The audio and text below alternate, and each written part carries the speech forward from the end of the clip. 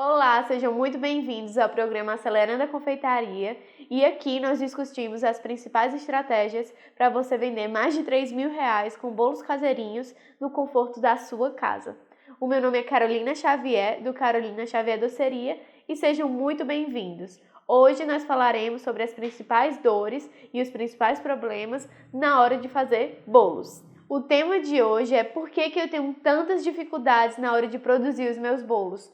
E para esse programa de hoje eu separei várias dúvidas, várias perguntas sobre temas que eu mesma passei quando comecei o meu negócio e que muitas pessoas passam até hoje. Então eu vou fazer algumas perguntas e responder para que vocês possam aí ter essas respostas e clarear na hora de vocês resolverem os problemas de vocês. Primeira pergunta, por que o meu bolo afunda no meio, tá? Esse problema é muito comum, muita gente passa por isso. E isso acontece quando você tira a sua massa do forno sem que ela esteja completamente cozida. Então o seu bolo tá assando, tá crescendo, você espeta o palitinho perto das bordas, ele sai limpo, mas você esquece que no centro ele demora para cozinhar, demora um pouco mais para cozinhar, e aí você tira o seu bolo achando que ele tá pronto, e aí no lugar dele ficar retinho em cima, ele afunda apenas no centro. Isso acontece porque a massa do centro ela ainda não estava assada, não estava perfeitamente estruturada. Então, acontece essa piscininha nele. É por isso que acontece e pode ser que você já tenha passado por esse problema ou esteja passando. Fique atento ao tempo de forno para solucionar esse problema. Outra pergunta muito frequente é por que o meu caseirinho cria aquela barriguinha, seja caseirinho, seja bolo estruturado. Aquilo ali acontece quando você coloca o seu bolo para assar numa temperatura muito alta. Então o fermento ele entra em ação muito rápido, fazendo com que aquela partezinha de cima do seu topo cresça mais rápido e aí acaba estourando para cima, formando aquela barriguinha. Então 99% das vezes que isso ocorre é por temperatura alta demais, tá bom? E outro fator que pode acontecer, que pode influenciar nisso, é o excesso de fermento, que aí você faz com que ele reaja rápido demais e crie aquela barriguinha. Então fiquem atentos a esses dois fatores, principalmente a temperatura ideal do seu forno, tá? Para cada receita. Por que o meu bolo fica esfarelando? Geralmente o seu bolo fica esfarelando porque ele não tem liga suficiente na sua massa. E o que é que dá liga no meu bolo? Geralmente são os ovos.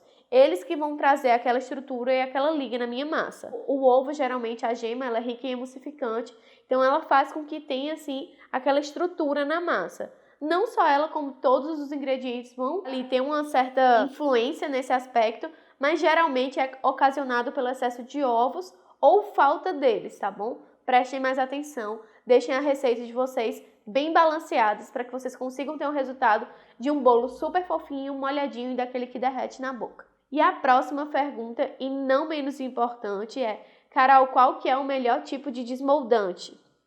E tipo de desmoldante, eu acho que não tem assim um desmoldante que seja melhor do que o outro. Tem desmoldantes que se encaixem melhor para o seu preparo e outros que não se encaixem tão bem. Por exemplo, se você quer fazer um naked cake. Naked cake é aquele bolo que ele é peladinho por fora, tá? Então ele não leva cobertura. O que vai ser evidenciado é a massa. Se você usar ali, se você for untar a sua forma, por exemplo, com manteiga e farinha, ao redor do seu bolo vai criar aquela película de farinha e ele tende a ficar um pouco mais escuro. Então não fica tão bonito quanto você utilizando outras formas de desmoldante. Seja o desmoldante spray, seja o desmoldante caseiro, que você faz ali com a proporção de óleo, gordura vegetal e farinha. Então tudo isso vai influenciar no acabamento final do seu bolo. Geralmente todos os desmoldantes que a gente tem, eles trazem a mesma função. O que vai mudar é o aspecto visual. Claro que alguns são mais benéficos do que outros. Por exemplo, existem desmoldantes em spray que são mais eficazes e outros que são menos eficazes. Fica aí a critério de vocês escolherem qual que é a melhor forma para vocês trabalharem. O desmoldante que eu uso na minha produção, né, é o Carlex em spray. E para mim ele é um dos que trazem assim melhor eficácia. Custo-benefício dele é bom, mas assim, a maioria das pessoas ainda prefere desmoldante caseiro, que é aquele que a gente faz com uma proporção de óleo, uma de gordura vegetal e uma de farinha, mistura tudo. E aí você tem ali uma espécie de pasta que você utiliza como desmoldante caseiro. Também é excelente, traz um custo-benefício melhor. Só que aí você tem que tomar cuidado na hora de passar. Geralmente ele dá um pouco mais de trabalho na hora de passar, porque o spray você só aplica e esse você tem que espalhar direitinho, como se fosse uma pomadinha mesmo. Mas os dois são muito eficazes, fica aí a seu critério. Outra pergunta que eu recebo bastante é: Carol, por que eu tenho tanta dificuldade na hora de desenformar os meus bolos? Isso acontece por alguns motivos. Vamos lá. O primeiro deles, quando você passa do tempo de forno. Então, você assou o seu bolo e ele passou do tempo de forno. O que acontece? As casquinhas laterais dele vão ficar mais grossas e aí, por conta da umidade que você retirou, ele acaba ali grudando um pouco mais na forma, tá? Outro aspecto que acontece é justamente o efeito oposto. Quando o bolo ainda não assou completamente, então a massa ainda não está sequinha o suficiente nas bordas, e aí quando você vai tirar, ele gruda na forma por conta da umidade, tá bom? Então ele absorve ali a forma que você usou para desmoldar e acaba grudando e aí ele não sai perfeitinho da forma. Então isso que acontece quando você tem dificuldade para desenformar. E uma terceira questão, mas bem óbvia, é a questão do desmoldante. Se você não untar a sua forma bem untada, ela vai acabar grudando sim, não tem outra saída. Então você tem que untar direito e prestar atenção no tempo de forno do preparo de todos os seus bolos. Próxima pergunta. Por que o meu bolo sola? Essa pergunta eu recebo demais e acontece por vários motivos, não tem como eu descrever apenas um aqui nesse vídeo. Mas vamos lá. Um dos principais motivos é quando a gente tem uma pessoa muito ansiosa, louca para que o seu bolinho saia e aí acaba que fica abrindo demais o forno. Toda vez que você abre o forno sem que o seu bolo esteja perfeitamente assado, ocorre uma troca de temperatura entre o forno e o ambiente externo. Então você abre a porta, entra ali uma camada de ar frio e essa camada pode dar um choque térmico no seu bolo e ele murchar, fazendo com que ele sole. Outro motivo é você tirar ele sem que ele esteja perfeitamente assado. Então você acaba tirando o seu bolo achando que ele está assado e na verdade no centro ele ainda está cru e ele acaba ficando solado. E um terceiro motivo também muito comum é quando você acaba por desenvolver demais o glúten do seu bolo. O glúten é referente à farinha de trigo, então você acaba desenvolvendo muito, você mexe muito aquela massa e uma massa de bolo, ela tem que ter um pequeno percentual de proteína. Então, quando você tem uma massa ali com um percentual razoável de farinha e você ainda trabalha muito ela, movimenta muito, você acaba desenvolvendo glúten e aí ele acaba solando quando sai do forno. Vamos para a próxima pergunta. Por que meus caseirinhos não ficam úmidos? Geralmente ocorre por conta de desregulagem na receita. Então a sua receita pode estar com excesso de secos, ou seja, farinha, chocolate em pó.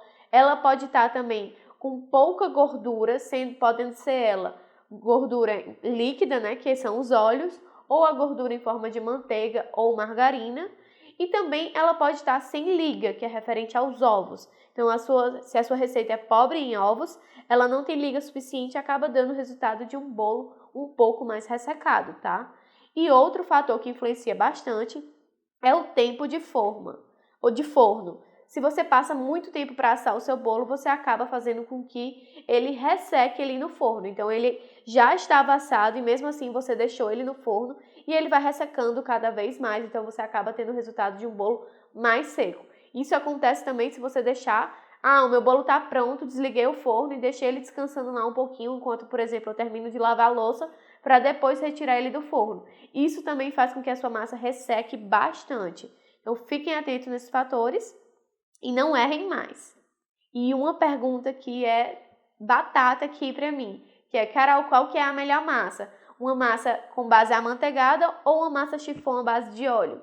E a resposta é, depende do seu preparo, depende para que você quer essa receita. Então, uma massa amanteigada, por conta da manteiga, da estrutura da manteiga, ela acaba sendo uma massa muito mais resistente do que uma massa com base de óleo, por exemplo. Uma massa à base de óleo, ela tende a ser muito mais úmida e muito mais fofinha do que uma amanteigada.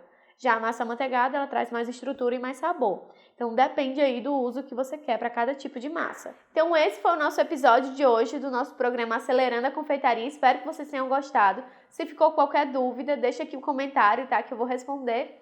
E até o nosso próximo episódio. Tchau, tchau!